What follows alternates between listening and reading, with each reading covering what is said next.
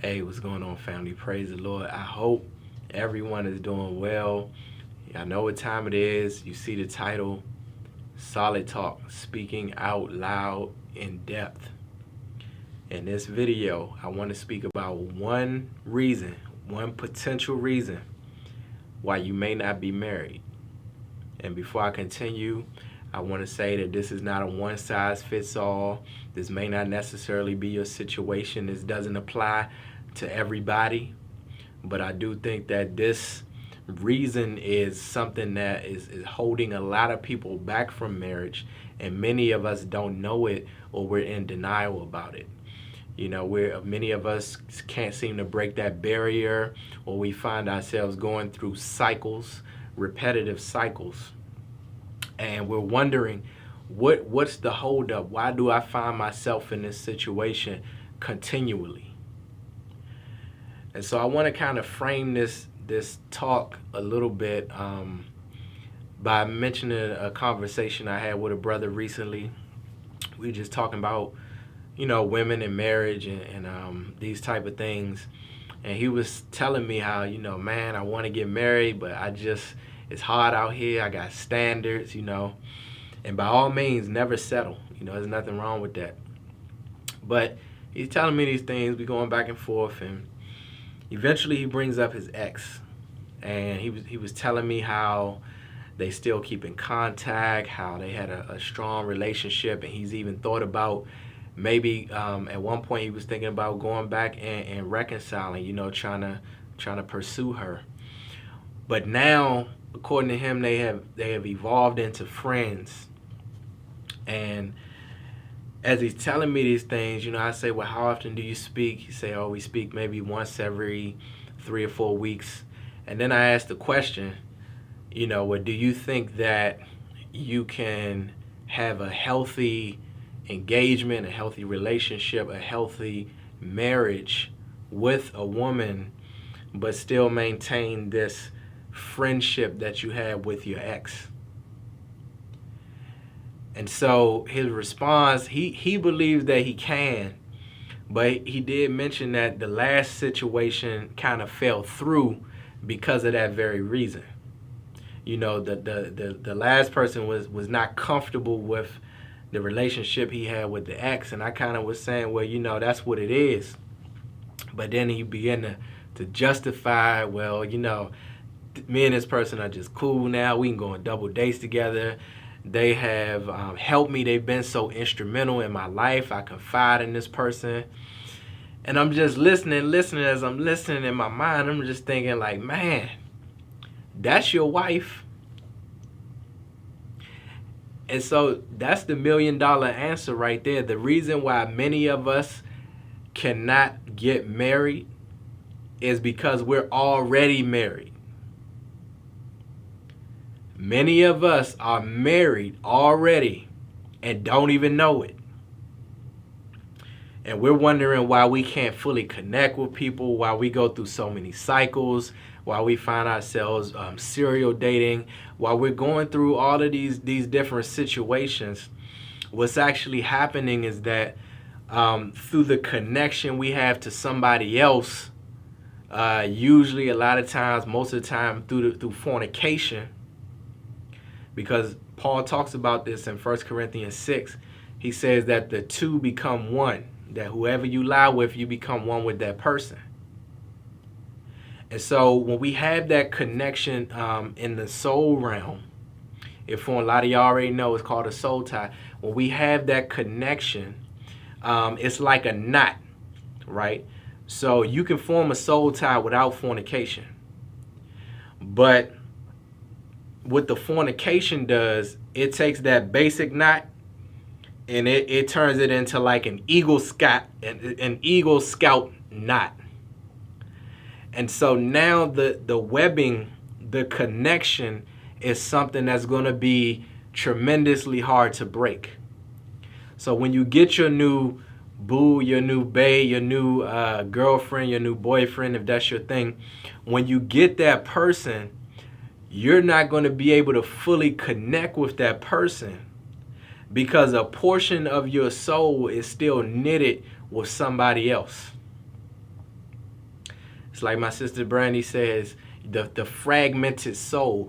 That person is now hoarding a portion, a fragment of your soul, and it prevents you from coming to completion. And you're not going to come to completion until you break that knitting, until you disconnect fully from that individual. You let Christ provide the restoration of your soul, and then now you can fully connect with somebody else. But here's the kicker, right?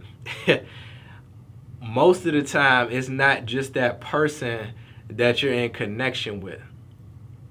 A lot of the times when we get tangled up with a spirit. And so what that means is that now, even if you disconnect from that person, you're still entangled with that spirit. So all that spirit has to do is get another host. And once they get another host, they can still keep that attachment. They can still keep that portion of the fragment attached to you, which will prevent you from connecting with anyone else. I haven't spoke about this much, but I mentioned it here and there. I used to be a serial dater. And there would be times in a lot of my relationships, I would always hit this point where the person will be like, I just feel like I'm not fully connecting with you, or like you're holding back, or that we're not intimate like we're supposed to be. And this used to annoy me like to wit's end, because in my mind I'm like, things are going fine. I don't know why we having this discussion. I don't know why this cycle keeps coming up. But in the back of my mind, I knew that I was still entertaining friendships, relationships that I had with people that I was intimate with. But I was in denial about it because in the physical, we had evolved to the place where, we're not doing anything. It's not that type of party. But in the soul realm, we still had that connection. And because my soul was still attached to that person, my soul could not fully connect or attach itself with the other person. Because usually that spirit that is connected to us in the soul realm is typically jealous. And in my case, it happens to be Jezebel. And so what ends up happening is that anytime you meet somebody new, anytime you meet somebody genuine, anytime you meet someone legit, that spirit, if you still have that connection, it's going to go out of its way to sabotage everything. If it can sabotage you, if it can sabotage it through you, it'll use you. But if it can't really get to you, what it'll do is it will use another person. And you have to be aware of these things, because it can get to it's to the point now where I know when I have a spiritual connection with someone, even if it's someone I don't even know well. I can tell people who are on that network, and when they come into my life, I can tell that person is trying to be a leech. Because see, the thing about a snake, all a snake has to do is be able to get its head through. Once the snake can get its head through, the rest of the body will contort to whatever it needs to do. That's why when a snake eats a meal, the snake's bones begin to contract, because the only thing that's important with the snake is the head. The body will do that, and the acid will digest the meal, and that's how that goes. So in the case of these spirits, which will be your spirit spouse, all they need is one leech, one access point. And if you're surrendered in any area, or if you tolerate in any area, you give them the green light to come in and wreak havoc. Because one thing that God understands that we don't fully understand is the concept of utterly. And so the reason why we tolerate spirits, we're going to talk about tolerating spirits a little bit. The reason why we tolerate spirits is several reasons. On the surface, the reason is compassion. You know, oh yeah, this is my friend. She's helped me out with so many things. I couldn't do that to her. But the actual issue is not really compassion. Honestly, that's the mask. The real issue is allegiance. Because when God tells you to separate from someone, when we don't separate from that person, it's allegiance. And God is love. Follow me. God is love. So there is no compassion outside of God. So if we feel like we're operating in compassion by tolerating this person, by tolerating this spirit, and God has said no, we're operating somewhere totally out of the realm of what God is doing. It's like what God said to Samuel. He said, how much longer are you going to mourn for Saul? Saul has been rejected.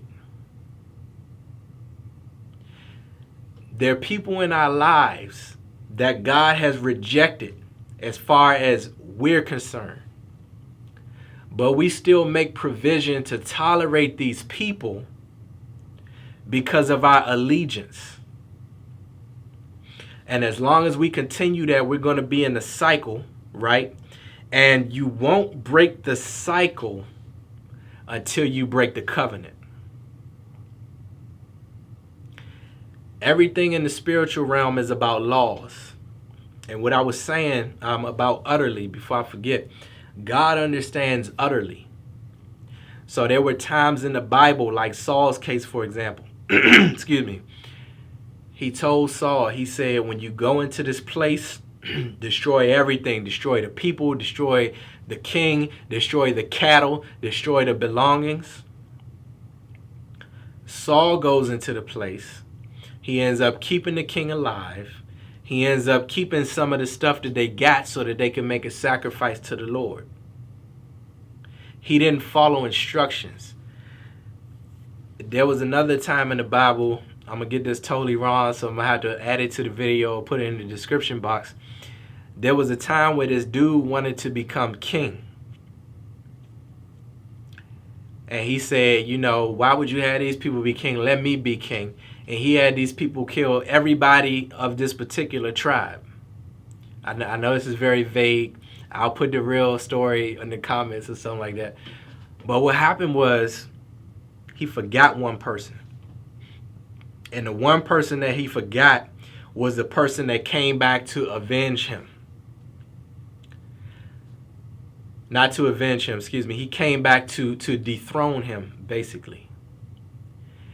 And so the thing that God understands the concept of a ram in the bush. God understands the concept of a remnant. So as long as you still have soul residue with these alias people or with these spirits, as long as you still have that attachment, you're still going to be in covenant and you will not break the cycle that's preventing you from getting through marriage. Greg, how do you know? This is something that I go through. I know these connections. And the reason why these connections get tolerated is because we like it. Of course you don't want to get rid of that woman because that's your wife. She's been there for you. She supports you. She holds you down. That's your helpmeet. Long distance in the spirit. Meanwhile, in the physical, you're seeking a helpmeet, but you already have a helpmeet. And so the thing about these spirits, especially in the case of Jezebel, Jezebel was jealous, and it thrives off of manipulation, control, seduction, and attention, which is in her case narcissistic supply. So this is the reason why you can never have a healthy relationship, because you could say, well, okay, well, if that's what I'm married to, I want to go ahead and marry her. That spirit will never be satisfied because it's always going to seek after manipulation, meaning that you will always have discord in the marriage. It's always going to seek after validation, after attention, and it's driven by lust. Lust, by definition, is insatiable, meaning that it cannot be satisfied. Lust, based off of what it is never satisfied. So this is why you're in a relationship and one person is texting somebody, one person's flirting, one person can't seem to be faithful, one person is seeking attention elsewhere, because it's driven by these principles. And it's our responsibility to break the covenant, but we're not going to break the covenant until we decide to break the covenant. So many things in the spiritual are driven, are contractual. This is something I learned from Brother Gary Price. He was explaining how sex is supposed to work conceptually, the way God designed it. The husband and the wife would marry, and then when they marry, they consummate the marriage. When they consummate the marriage, the woman's hymen breaks, which we call in the world her cherry pops. When the cherry pops, the blood comes. That creates a blood covenant between the woman and the man. But based on how we live, based on everything we go through, we do stuff the wrong way, and then Christ has to come and clean us up as individual men and individual women. And when he cleans us up, then he can form another union based on the covenant that we have between him, our spouse, him and our spouse. And so what fuels these what fuels us not coming to the realization that these marriages that already exist are prohibiting our marriage? It's denial. Denial is the main ingredient, because just in this brother's case, I'm not picking on him. If you're watching this, he probably not, but if you are, I'm not picking on you, because I've been here. You will justify, through justification, we will justify the reasons why we can basically have our cake and eat it too. And so if the cycle is saying you've got to get rid of these people and you keep ignoring the results of the cycle, you're operating in denial, because denial is basically desire. Denial equals desire. Because whatever you desire, you're going to ignore the facts that come behind it. Whatever you desire, you're going to make a justification or an excuse as to why you can continue in the behavior that's getting you the wrong results. So the question that we all ultimately have to ask is, what do I desire more?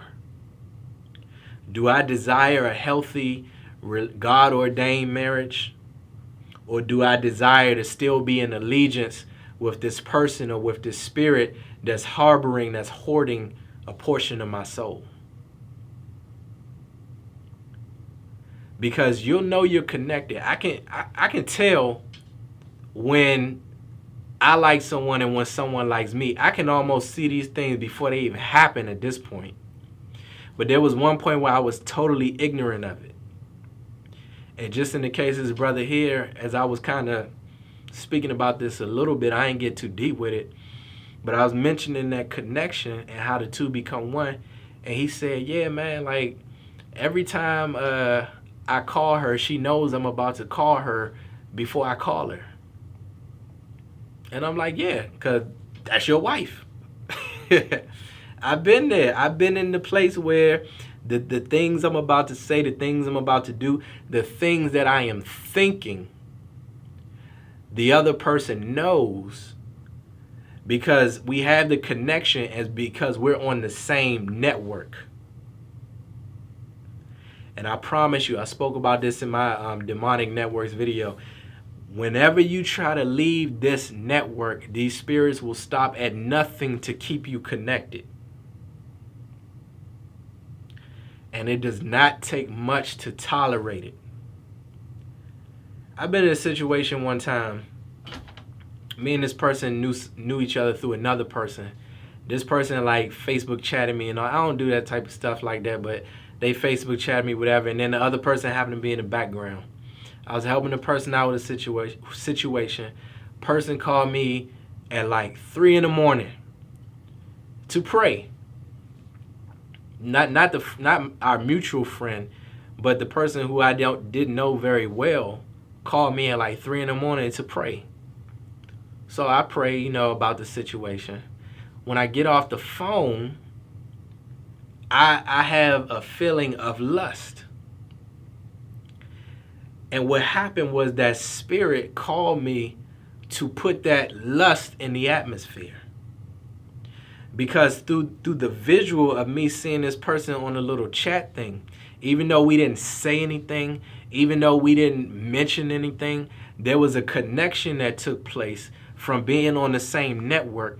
And basically what happened was the hit was out. When that connection takes place, there's a hit put out, there's a hit on your back. That person is like a sniper, and depending on how surrendered you are, they're going to, depending on how surrendered you both are to that spirit, what's going to happen is that spirit is going to influence the affection that you have for that person.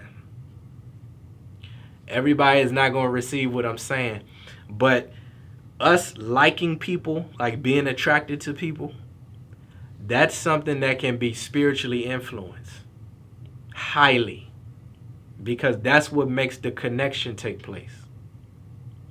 I've been in spaces where the atmosphere was saturated by the spirit of lust, because the spirits had heightened the sexual tension in the room. It was like you could slice, it was something supernatural.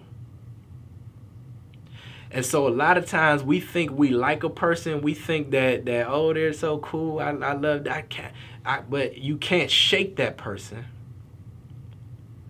because you're getting this, because basically you can't shake them. You just can't shake them. And so until you get a completed soul by Christ, you won't be able to connect. It doesn't even have to be fornication necessarily. It can be through pornography. You can't connect with this man or this woman because you're participating in pornography. You are engaging in masturbation, and your partner or your girlfriend, boyfriend, if that's your thing, is saying, you can't fully connect with me. Why? It's because you now have a covenant, not with this person you don't know, the porn star, but you have a covenant with the spirit that was operating within that porn star. They came through and had a covenant with you through the ritual of masturbation.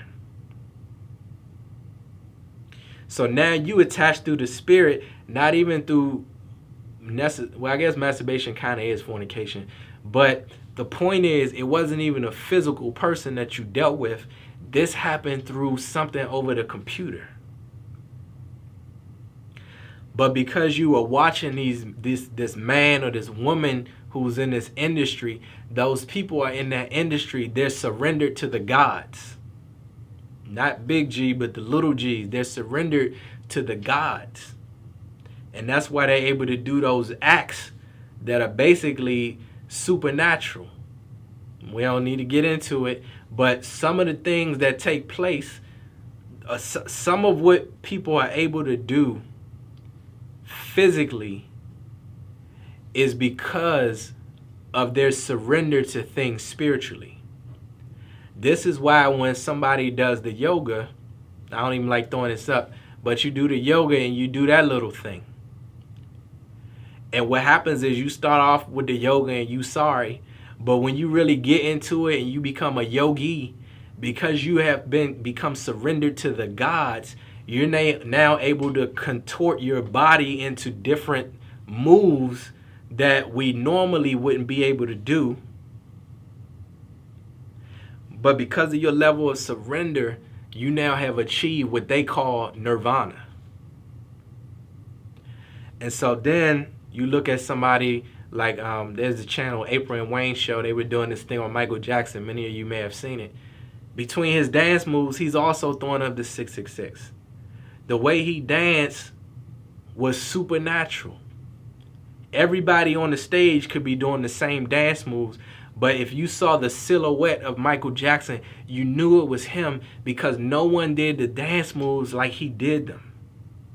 But how was he able to achieve that level of skill? He was surrendered to the gods. And so, family, I know this thing don't went left field, but the point that I'm really trying to get through in this video is that the reason why you can't get married is because you already married. So until you get a spiritual divorce, until you really decide that you want to get divorced, you will continue in that cycle until that covenant is broken.